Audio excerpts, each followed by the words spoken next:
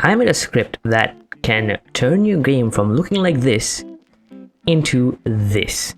It looks really cool, and it's surprisingly pretty good on performance as well. The reason why I made this was because Roblox recently added wind physics, which you can now make projectiles follow the wind, or you can also add aerodynamics to your cars, to your planes, so you can genuinely make planes which can use propellers and wings to genuinely fly, like with realistic physics. So for this reason, I wanted to make something that, can make your surrounding terrain looks like as if it is, actually affected by wind, and just to make your game feel a bit more alive. Not a lot of games actually have this little detail. The only game that I could actually find was Fish that had this wind shake. And I don't know how they did it, but like their one is like the multiple leaves move and basically the tree doesn't move. And in my one, you can basically customize it so that, the wind can move the leaves or it can move the entire tree, which personally I like that one more. It just looks better in my opinion, and when there's a lot of trees it also makes more sense, as well as it's just way more performant that way, because if you are moving every individual leaf, like leaf bush or whatever, on that tree or on like 100 trees, it adds up pretty fast. In my opinion, this just looks way better since you can have a lot more trees moving at the exact same time, and it's just way more easier on the performance. And if you want to enable this fluid physics, you can basically go to fluid forces in your workspace and go to properties, and you can just change it to experimental. That's how you can basically make parts be affected by the wind. And then you can mess around with air density to basically change how much it affects it.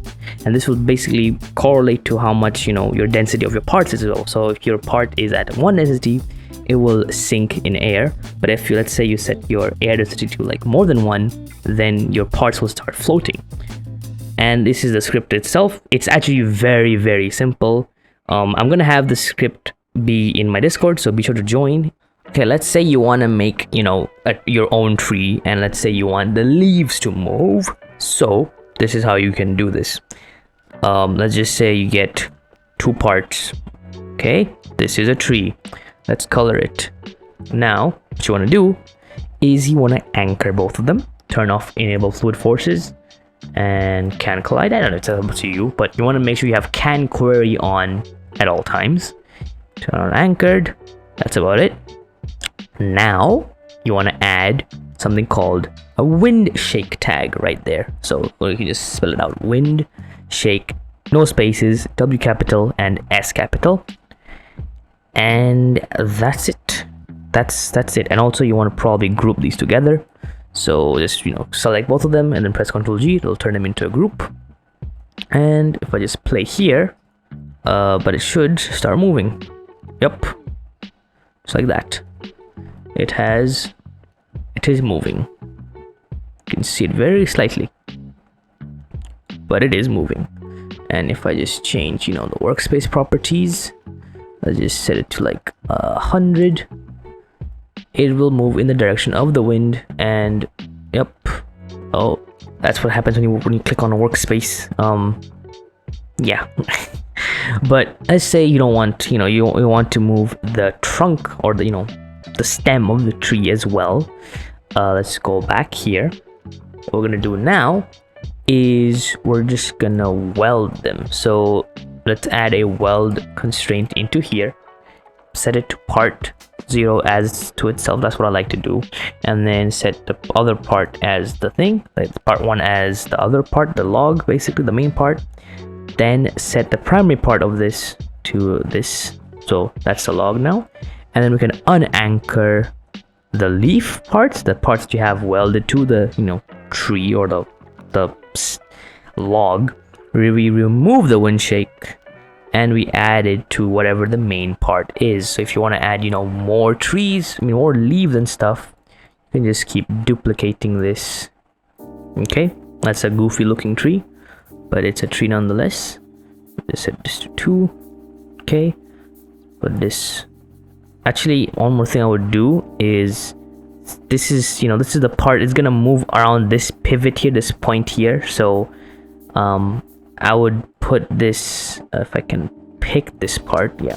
So what I would do is I would like put it like here in the ground, and then I would add another part that is like, an intermediary between it and the leaves. Okay, so we're gonna pivot it off of this part. This has the wind shake. We take this one, we remove the wind shake, we make it unanchored, and we weld it again, same as the leaves. Like so, and whatever the thing, this is the P part. Yep, this is the primary part. And let's just scale this down a bit, and we just put about a bunch of them, like so. Change the sizes, and now let's test it out. Play here, and in 3 seconds, they're all now swaying across in the wind. You can barely see it, but they are, in fact, swaying around. Yep, every single one of them. And if I just, increase the wind speed again, set it to like 100, and just like that,